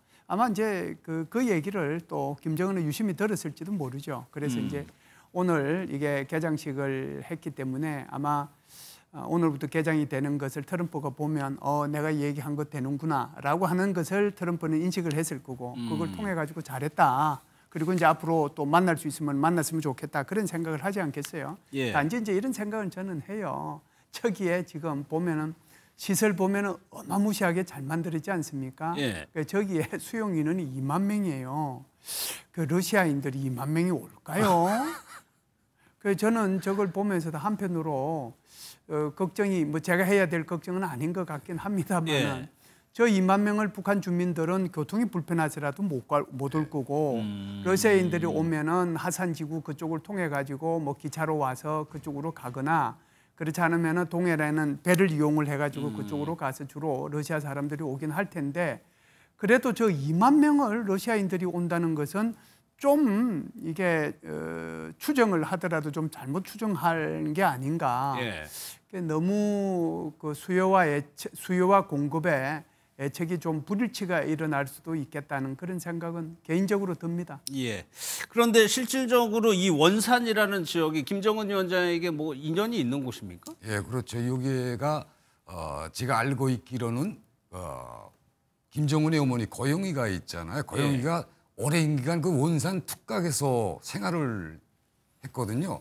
또 어떤 설에 의하면 김정은이 자체도 그곳에서 어머니와 함께 생활을 했다. 그래서 김정은이에게는 이 원산이라는 것이 어머니와의 추억이 깃든 자기한테는 소중한 것이라고 생각을 할 거예요. 그래서 원산에서 많은 집착을 가지고 이곳에서 군사회의도 진행하고 각종 자기의 바람들이 원산에서 이루어지는 것을 자주 가기도 하는군요. 그렇죠. 여기가 북한에 그 일화가 있거든요. 한 비행사가 김정은인가 고영이가 같이 생활하고 있었는데 그곳으로 비행기가 추락되고 피하기 위해서 다른 곳으로 피했다. 이런 혁명 일화들이 있거든요. 이런 것을 봤을 때 이 원산, 이 갈마지구가 김정은한테는 어머니와의 추억이 깃든 소중한 것이다. 이렇게 기록된 것입니다. 지난달에 중공식에 했을 때 저희가 다루기도 했을 그때는 이설주까지 다 갔었단 말이에요. 그때는 이례적으로 이설주에서까지 갔다는 거는 이것도 좀 뭔가 목적이 의도가 있어 보이거든요. 있다라고 봐야죠. 이설주가 사실상 공식적으로 등장한 게 1년 반입니다. 그러니까 작년 1월 1일 날 신년 경축회 할 때 그때 등장하고 나서 지금 6월 24일 날 등장해서 딱 1년 반이잖아요. 그 사이에 전혀 이설주가 등장하지 않았는데 이번에 이제 개장식 할 때 이설주하고 김주혜하고 김정은이하고 같이 등장을 했거든요. 그 말의 의미는 저는 이렇게 봅니다. 저렇게 세 사람이 등장한 것은 여기에 뭐 이설주가 꼭 필요해서 이 사람을 등장시켰다라기보다는 이곳은 다 누가 개인적으로 이렇게 오기보다는 가족들 전체가 와서 이렇게 휴양하기 좋은 곳이다. 그러니 내가 있을 줄 알고 우리 딸하고 와서 이렇게 보고 그러지 않느냐. 그러니까 북한 주민들이든 누구든지 간에 가족들하고 그렇게 와가지고 여기서 좋은 시간을 가졌으면 좋겠다. 그런 의미가 저 속에 들어있지 않겠는가 이렇게 봅니다.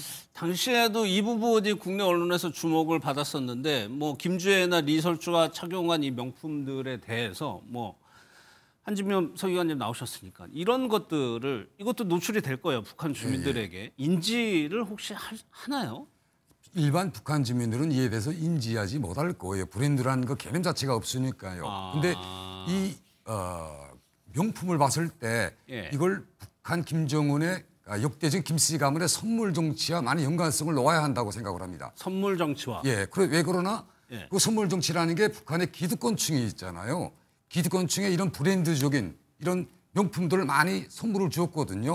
그러다 보니까 이런 기득권층의 관계 속에서 자기들만이 세상에서 말하자면 자녀들이나 부인이 이들보다 더 좋은 또 화려한 명품을 위시하기 위해서 들고 다니지 않는가 이렇게 이런 측면도 생각을 합니다. 제가. 그러면은 기득권층은 안다는 얘기네요. 그렇죠. 선물 정치로서 많이 주거든요. 그러다 나니까 기득권층의 그들만의 세계에서 자기들의 그 위세를 뽐내기 위한 이런 수단과 방법이라고 생각을 합니다. 만약에 그러니까 국내 우리나라 여론 같은 경우에는 위화감 이런 거 조성한다 그렇죠. 이런 비판 많이 제기될 수 있는데 그렇게까지도 생각을 합니까? 일반 주민들의 그 브랜드에 대한 인식이 굉장히 낮아요. 그러니까 일반 주민들이 우지하는 것은 중국으로 들어오는 이런 상품에 많이 우지하거든요. 대량 상품에. 그러다 보니까 브랜드에 대한 인식이 없다는 하니까 일반 주민들한테 주는 효과는 적을 것입니다. 그러네요. 이 브랜드가 얼마 정도 되고 어떤 브랜드라는 것 자체에 대해서 인식이 없으니까. 그러니까 뽀소시 들고 다니겠죠. 그 값을 알면 북한 주민들의 그 반발심을 어떻게 이겨내겠어요? 실제로 알게 되면은 반발은 있을 거고요. 당연하죠. 또 김일수 씨는 오늘 미국에서 빅터 차가 얘기한 부분이 뭐냐면 에이펙이 이제 우리나라에서 열리는데 그때 트럼프 대통령이 김정은 위원장을 만날 가능성. 그것도 장소도 판문점이라고 적시를 했어요. 그 분석 어떻게 해요? 저는 이렇게 봅니다. 오히려 뭐 빅터 차가 얘기한 걸 제가 여기서 뭐 되풀이할 이유는 없을 것 같고요. 트럼프 대통령의 기본적인 생각이 뭘까라고 생각하거든요. 사실상 지금은 이제 피스메이커로서 역할을 많이 한다고 스스로가 생각을 하고 있고 이걸 통해서 노벨 평화상에 굉장히 근접해 있다라고 생각을 할 수 있거든요. 그래서 아시다시피 이란하고 이스라엘의 그 휴전도 이끌어냈고 인도와 파키스탄하고도 전쟁했었는데 그 자기가 전화해가지고 다 이거 휴전을 이끌어냈다라고 얘기했잖아요. 그리고 이제 지난주에는 민주콩고 그러니까 민주콩고공화국하고 콩고민주공화국하고 루안다 사이에 평화협정 체결한 거 이것도 자기가 했다라고 얘기를 했고 그리고 이제 이스라엘과 하마스도 곧 휴전 협정이 체결할 건데 내가 전화를 해놨다. 일주일 내에 이제 그게 올 거다라고 얘기를 했거든요. 이제 이런 것들을 이제 되돌아보면 지금 러시아하고 우크라이나의 휴전 문제는 좀 지지부진한데 지금 제가 말씀드린 이 몇 가지 사례는 굉장히 탄력이 있었단 말이죠. 그래서 이것을 좀 정리하고 나면 본격적으로 북한과의 어떤 회담 여기에 좀 신경을 쓰지 않겠는가 이게 트럼프의 생각이라고 봅니다. 그러면은 그 시기가 이제 문제가 될 텐데요. 그 시기가 바로 10월 말 11월 초에 경주에서 열리는 에이펙 정상회담이라고 보거든요. 두 가지 생각이 있을 수 있습니다. 우리 정부에서 김정은 위원장을 초청하는 방안이 있을 거고요. 그렇게 되면 김정은 위원장이 여기에 응한다라고 하면 한국에서 정상회담이 가능하겠죠. 그렇지 않다라고 하면 판문점 또는 북한으로 직접 가서 정상회담을 할 가능성도 전혀 없지는 않다. 이렇게 말씀드릴 수 있습니다. 알겠습니다.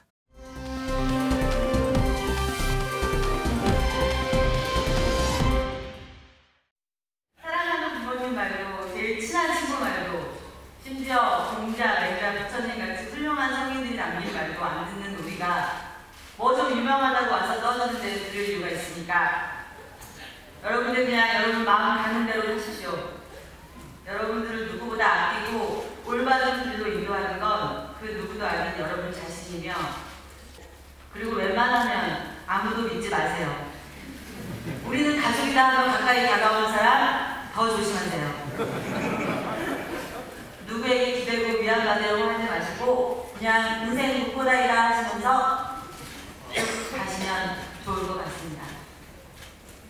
그러니까 여러분은 지금까지 제가 한 말 귀담아 듣지 마세요. 여러분이 이미 다 알고 있고 다 잘 하리라는 거 알고 있습니다. 네, 이 소식은요. 김유진 아나운서, 이고은 변호사, 김주은 변호사와 살펴보도록 하겠습니다. 어서 오십시오. 안녕하세요. 이효리 씨 영상 봤는데 지금 과거에 이효리 씨가 한 발언이 좀 논란이 되고 있다면서요. 맞습니다. 2022년에 한 예능 프로그램에서 22년이요? 했던 얘기인데요. 예. 바로 시험관 시술과 관련된 이야기였습니다. 당시 이효리 씨는 2세 계획에 대해서 묻는 질문에 대해서 예. 시험관 시술까지는 하고 싶지 않다. 그만큼의 절실한 마음을 먹고 있지 않아서 의학의 힘을 빌리고 싶지 않다. 이렇게 이야기를 했습니다. 그러면서 자연스럽게 생기면 감사하게 키우고 싶다. 주변에 58살의 첫 아이를 본 분도 있어서 여전히 희망을 갖고 있다. 이렇게 이야기를 했는데요. 이런 발언이 최근에 한 온라인 커뮤니티를 통해서 알려지면서 누리꾼들 사이에서 갑론을박이 이어지고 있습니다. 그런데 이 발언을 따져보면 그러니까 임신의 방식으로 시험관 시술보다는 자연 임신을 하고 싶다. 이거를 얘기한 거 아닌가요? 그렇긴 한데요. 이 발언이 어떻게 해석을 하면 난임 부부나 시험관 시술을 통해서 아이를 가진 사람에게는 상처가 될 수 있는 발언이다. 이제 이런 지적이 나오고 있는 건데요. 보통 시험관 시술은 자연적인 방법으로 임신이 어려운 그런 경우에 선택하는 방법이기도 하고 또 이게 한 번에 성공하기가 어렵다고 알고 있거든요. 그렇기 때문에 시험관 하는 엄마들이 얼마나 절실하게 아이를 고생하면서 기다리고 있는데 힘 빠지게 하는 그런 발언이다. 이제 이런 반응이 나오고 있는 겁니다. 또 일부 누리꾼들은 이효리 씨의 이런 발언이 시험관 시술과 또 난임 치료에 대해서 경솔하고 또 다소 건방진 발언이다. 이렇게까지 지금 비판의 수위를 높이고 있습니다. 뭐 물론 이효리 씨의 발언을 옹호하는 여론도 있습니다. 예, 그렇습니다. 이 M1 이효리 씨에게 비난의 화살이 쏟아지니까 일부 누리꾼들은 여기에 대해서 유난이다. 이효리 씨 본인은 그만큼 간절하지 않아서 안 하는 거다 이렇게 말했는데 왜 혼자 난리인 것이냐. 뭐 이효리가 시험관 하는 게 잘못됐다고 했나. 뭐 이런 반응을 보이면서 비판의 회의적인 태도를 드러내기도 했습니다. 예, 저도 이 부분이 궁금했는데 아까 22년 발언이라고 했죠. 지금 왜 논란이 되는 거예요? 여러 이유가 있을 것 같은데요. 우선 이효리 씨가 다시 연애 활동을 활발하게 시작한 게 얼마 되지 않았어요. 이제 그러다 보니까 이제 대중 노출 빈도가 높아지면서 과거의 발언이 좀 재조명받는 이제 그것도 활동을 다시 시작하니까. 네, 그런 것도 하나 일부 이유가 된다고 생각하고요. 또 시험관 시술에 대해서 대중의 관심도가 그만큼 높아진 것도 이제 이유가 될 수 있겠다는 생각도 해봅니다. 요즘 난임병원에 가면은 뭐 대기 2시간은 기본이라고 얘기가 들려오더라고요. 이제 그만큼 난임 치료를 받고 시험관 시술을 시도하는 부부가 늘고 있다는 얘기가 될 것 같은데 실제로 시험관 시술을 통해서 태어난 출생아 수도 점점 늘고 있는 추세라고 합니다. 2020년에는 전체 출생아의 7% 정도 차지했었는데 23년도에는 11%까지 두 자릿수로 올라왔다는 얘기인 거죠. 이렇게 되면 한 해 출생한 출생아 중에 10명 중에 1명 정도는 시험관 시술을 통해서 태어난 아기가 되는 건데 이제 그러다 보니까 이효리 씨의 이런 발언이 더 큰 관심을 받게 되고 화제가 되는 것 같기도 해요. 실제로 이게 자기 이야기에 해당되는 사람들이 그만큼 늘어난 셈이기도 하니까요. 뭐 난임 치료 등으로 해가지고 출산율이 실제로도 뭐 반등을 했다고 그럽니다. 네, 그렇습니다. 올해 이제 9년 만에 출산율이 반등을 했습니다. 이 서울대 인구정책연구센터 연구원에 따르면요. 지난해부터 결혼, 출산 건수가 점점 늘다가 이제 올해 드디어 출산율이 반등을 했는데요. 왜 이렇게 시험관 아기의 비중이 올라갈까? 이 부분을 좀 살펴보니까 요즘 결혼하는 시점이 점점 늦어지고 있잖아요. 처음 임신하고 출산을 시도하는 연령 자체가 올라갔다는 거죠. 그래서 시험관 아기 방식으로 시도하는 부부들이 늘면서 자연스럽게 시험관 아기의 비중이 태어나는 신생아 비중에서 굉장히 많은 부분을 점점 차지하고 있다라는 지금 보도들이 나오고 있는데요. 제 주변에도 사실은 이제 노산이죠. 제 나이에 이제 하게 되면. 그런데 처음부터 자연 임신 자체를 시도하지 않고 처음부터 시험관 아기로 시도하는 부부들도 굉장히 많아졌단 말이죠. 그래서 왜 이렇게 출산율이 반등했을까? 또 그 배경에는 정부가 이러한 난임 부부에 대한 이 경제적 지원을 확대한 것도 또 긍정적인 역할을 했다라는 보도도 나오고 있는데요. 이 성인 남녀를 대상으로 가입력 검사를 지원하기도 하고요. 또 난임 부부들을 위해서 경제적 지원책도 확대해서 시행했던 것이 출산율 반등을 이끌어낸 것이 아니냐라는 분석들도 나오고 있습니다. 김주은 변호사님, 뭐 이효리 씨가 평소 본인의 생각을 얘기했다가 지금 논란이 된 건데 유독 이효리 씨 발언이 유독 관심을 좀 많이 받긴 해요. 그렇습니다. 이효리 씨의 어떤 인기를 보여주는 척도 중에 하나라고 생각하시면 될 텐데요. 이효리 씨가 최근 한 유튜브 채널에 출연해서 했던 발언을 보면 이효리 씨는 과거에 감기만 걸려도 기사가 나온 적이 있다라는 얘기를 하면서 실제로 2003년 활동 당시에는 신문 1면에만 891번 등장해서 1면에만요? 그렇습니다. 세상에서 신문 1면에 가장 많이 나온 사람으로 기네스북에 오를 정도라고도 합니다. 그래서 이효리 씨가 말실수를 누구나 할 수 있는데 거기에 대해서 의연하게 대처하지 못하고 거기에 대해서 자책하는 그런 마음이 든다라는 얘기를 한 바가 있습니다. 예, 그러니까 근황 자체도 뭐 대중의 관심일 수밖에 없는 건데 네. 제주도 살았잖아요. 근데 서울로 이사 왔다면서요? 네, 지난해 하반기에 서울 평창동에 주택을 평창동. 매입하고 서울살이를 시작을 했는데요. 예. 활발한 활동을 하기 위해서 선택을 했다고 합니다. 남편인 이상순 씨는 기타리스트로도 유명하잖아요. 예. 요즘에는 라디오 DJ로 활동을 하고 있는데 이상순 씨는 본인도 그렇고 아내도 그렇고 이제 다시 원래 고향으로 돌아와서 활동도 좀 열심히 하고 열심히 살아보자 이런 마음으로 서울행을 택했다 이렇게 직접 설명을 하기도 했는데요. 하지만 다시 돌아온 서울살이가 마냥 쉽지만은 않았던 것 같아요. 예. 돌아오자마자 반려견 2마리가 아프기 시작했고 여러모로 서울에 적응하는 것이 또 힘들었다고 하더라고요. 이제 그래서 이효리 씨는 처음에는 서울로 이사를 하기로 한 결정이 잘못된 선택이었나? 뭐 이런 생각까지 하기도 했다고 합니다. 10년이라는 시간과 또 제주도와 서울이라는 또 극단적인 그게 환경 차이도 있었을 것 같아요. 지금은 어떻다고 그래요? 처음에는 적응이 쉽지 않았지만 지금은 정말 좋다라는 지금 평을 내놓고 있습니다. 예. 이 서울살이가 좀 쉽지 않고 적응이 쉽지 않았을 때 이효리 씨를 도와준 사람 다름 아닌 이효리 씨를 가장 사랑하는 남편 이상순 씨였다고 하는데요. 서울살이에 적응을 못하는 아내에 대해서 우리 백화점 한번 갈까? 딱 이랬다는 거예요. 그리고 나서 아내를 데려가서 이 명품백을 탁 안겨주는데 그때 설렜다라고 합니다. 그래서 10년을 같이 살았는데 남편이 명품백을 백화점에서 사다 주니까 설렜다고 하면서 이효리 씨 노래 중에 명품백이 나를 빛내주나요? 이런 가사가 있는 본인의 노래가 있는데 나 이 노래에 대해서 사과해야 되겠다. 나 너무 좋더라. 이런 평을 또 내놓기도 했습니다. 이 얘기를 이해하는 한 분과 이해를 못하는 분이잖아요. 그런데 김유진 아나운서 지금 뭐 서울에서 적응을 하는 것 같고 근데 뭐 유튜브에도 이효리 씨가 나오고 그랬어요? 네, 바로 희귀병을 앓고 있는 한 여성의 유튜브 채널이었는데요. 해당 영상을 살펴보면 이 여성과 이효리 씨가 함께한 페스티벌에서 이상순 씨의 무대를 함께 즐기고 있는 그런 장면을 볼 수가 있었습니다. 두 사람의 인연이 굉장히 특별해요.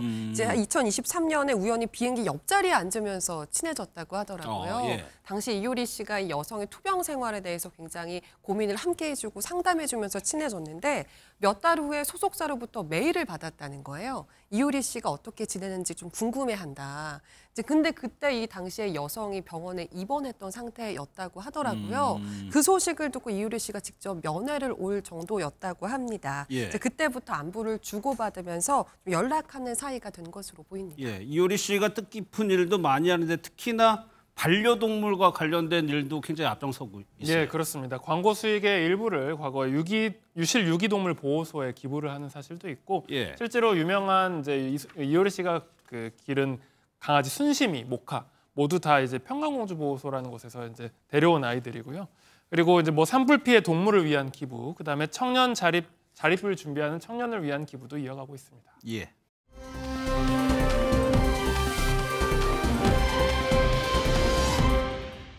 고라니가 출몰하는 일이 벌어졌습니다. 영상을 좀 먼저 보겠습니다.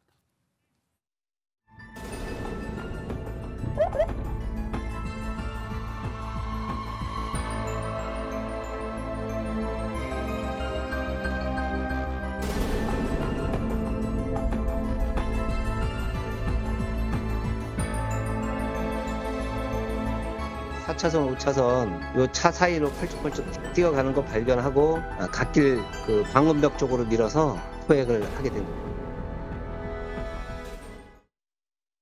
영상으로 본 그대로죠. 고속도로에 고라니가 출몰을 한 거예요. 맞습니다. 예. 지난 26일에 경부고속도로에서 실제로 있었던 일인데요. 서울요금소 인근의 도로에 한 고라니 한 마리가 뛰어든 상황입니다. 예. 도로 4, 5차선을 막 넘나드는 상황이었던 것 같아요. 다행히도 당시 경호 교육을 마치고 돌아가던 순찰팀 6명이 이 광경을 목격하고 곧바로 생포 작전에 나섰다고 전해집니다. 근데 지금 영상을 보면 고라니가 가만히 있진 않잖아요. 맞습니다. 당시 순찰팀이 갓길 방음병 쪽으로 이 고라니를 몰아서 결국 생포를 했다고 하는데 순찰팀이 사이카라고 해서 이제 이 순찰용 오토바이를 타고 있던 상태였대요. 그래서 이 사이카를 가지고 고라니를 둘러싸서 몰아서 방음병 쪽으로 데려간 다음에 생포했다고 하는데 다행히 2차 피해도 없었다고 하고요. 고라니도 무사히 포획을 했다고 합니다. 지방 국도를 가다 보면 고라니 가끔 마주치는데 고속도로에도 유독 많이 출몰한 사람들. 네, 그렇습니다. 지난 2020년부터 2024년까지 통계를 좀 살펴보면요. 이 고속도로에 동물들이 침입을 해서 이 찻길 사고를 일으키는 우리가 소위 로드킬이라고 하죠. 맞아요. 이 로드킬 건수가 5,300여 건이나 발생을 했다라고 합니다. 네, 근데 그 중에 이제 가장 많이 출몰했던 동물이 바로 고라니인데요. 4,426건이 고라니 건수로 해당이 되고 비율만 보더라도 83.5%에 달할 정도로 가장 자주 출몰하는 동물이 바로 고라니입니다. 운전에도 조심을 해야 되기 때문에 특히나 자주 출몰하는 시기가 있다면서요? 맞습니다. 주로 5월과 6월이라고 하는데요. 고라니가 겨울에 짝짓기를 하고 봄에 새끼를 낳아서 5, 6월이 되면 이제 본격적으로 먹이 활동에 나서기 때문입니다. 이제 먹이를 찾으러 헤매다가 고속도로로 들어오기도 하고 야산과 인접한 도심에도 출몰할 수 있다고 하는데요. 특히 고속도로의 경우에는 2차 사고로 이어질 수 있기 때문에 특별히 더 주의가 필요할 것 같습니다. 그렇죠. 근데 이고은 변호사, 만약에 고속도로에서 고라니를 보게 됐다. 라고 하면 당황할 수 있거든요. 이거 어떻게 대처? 일단은 살아있는 고라니를 보시면요. 전조등을 끄셔야 됩니다. 왜냐하면 고라니가 이 시각 자극이 굉장히 예민하기 때문에 전조등을 끄시고요. 상향등 절대 켜시면 안 됩니다. 그 상황에서 이제 경적을 좀 울려서 다른 차량에게도 어떤 비상 상황이 발생했다라는 것을 알리시고 경찰에 신고를 하셔야 되고요.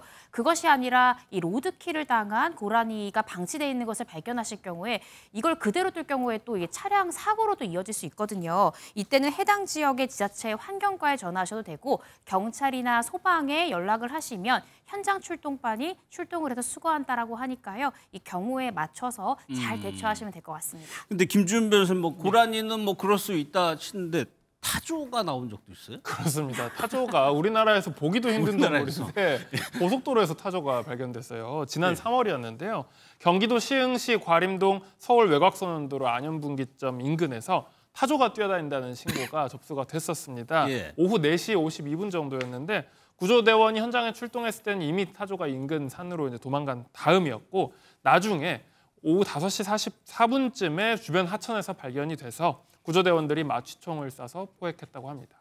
이건 또 뭡니까, 김민주 아나운서? 얼룩말도 나온 적이 있어요? 저는 솔직히 선명하게 기억이 나거든요. 이게 당시에 이 사진을 한 번이라도 보신 분이라면 쉽게 잊혀질 만한 장면은 아니었습니다. 2년 전 일이었는데요. 서울 광진구에 위치한 어린이 대공원에서 세로라는 이름의 얼룩말이 탈출을 하면서 좀 벌어진 일이었어요. 이 얼룩말이 도로 위를 뛰어다니다가 주택가로 이렇게 들어가는 모습 볼 수 있었거든요. 당시에 이 골목길로 나가려던 시민과 이제 맞닥뜨리는 일이 있었는데 이 시민이 얼룩말 보고 놀라서 빠르게 바로 이제 뒤로 돌아가는 장면까지 굉장히 화제가 됐었어요.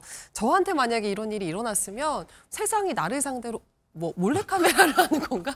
이 정도로 보고도 믿기지 않을 만한 그런 장면이기도 했는데요. 결국 이 얼룩말은 3시간 30분 만에 생포돼서 안전하게 돌아갔다고 전해집니다. 이 동물은 어제 있었던 일입니다. 이번에는 거북이에요. 거북이가 맞습니다. 인천에 등장을 했어요. 네, 인천시 부평구의 갈산동 공원에서 포착이 된 건데요. 대형 거북이 한 마리가 돌아다닌다 이런 신고가 접수가 된 거예요. 구청이 즉시 동물 포획 전문 업체를 이제 현장에 투입해서 거북이를 포획하는데 이제 성공을 했는데 지금 보시면 알겠지만 저는 과장 조금 보태서 거의 공룡 보는 것 같았거든요. 그 정도로 과장이 좀 심한 그 정도로 컸다. 체감상 이제 그런 얘기가 될 것 같은데 구청에 연락을 받고 온 업체가 이 거북이를 자라와 비슷한 그냥 야생 동물이라고 생각을 했던 거예요. 그리고 마침 인근에 또 생태 체험 장소로 활용되는 유수지가 있었기 때문에 이제 그곳에서 좀 온 것으로 생각을 하고 이걸 잡긴 잡았지만 다시 놔줬습니다. 방사를 했군요. 네, 근데 그러고 나서 후에 보니까 이 거북이가 그냥 거북이나 자라였던 것이 아니고 북미산 외래종인 늑대 거북으로 밝혀진 거예요. 예. 이제 그러면서 구청 측에서 부랴부랴 현장을 다시 살펴봤지만 이미 거북이는 모습을 감춘 어허. 뒤였다고 합니다. 그러면 늑대 거북 네. 생소하긴 한데 뭡니까? 저도 거북이를 2마리 키우고 있는 지금 사람으로서 이 아, 늑대 그래요? 거북이라는 말 자체를 전 처음 들어봤습니다. 뭔가 좀 찾아봤더니 말씀 주신 대로 이 북미에서 온 외래종이에요. 그런데 이 포식성과 공격성이 매우 강하다고 합니다. 성격이 아주 포악하기로 유명하다고 하는데요. 아까 예. 우리 아나운서님께서 공룡인 줄 알았다고 하셨는데 등껍질 길이가 무려 80cm 이상이고요. 크네요. 몸무게도 이 최대 80kg까지 달할 수 있도록 달할 정도로 이 대형 육식성 거북이라고 합니다. 예. 육식성이기 때문에 정말 다양하게 먹더라고요. 어류, 조류, 양서류 심지어 이 소형 포유류까지도 먹는다고 하고 예. 정말 무서운 게 사람에게도 큰 해를 끼칠 수 있다고 합니다. 또 이 국내에 천적이 없어서 생태계에 이 심각한 피해를 줄 수 있는 최상위 포식자로 평가되는 그런 늑대 거북입니다. 예, 최상위 포식자이기 때문에 지금 빨리 찾아야 되는데 뭐 찾고 있는 것 같습니다. 만약에 이 늑대 거북을 찾게 된다면 부평구는요 즉시 포획해서 살처분할 예정이라고 합니다. 일단 여기서 마무리하고요. 1분 뒤에 다시 돌아오도록 하겠습니다.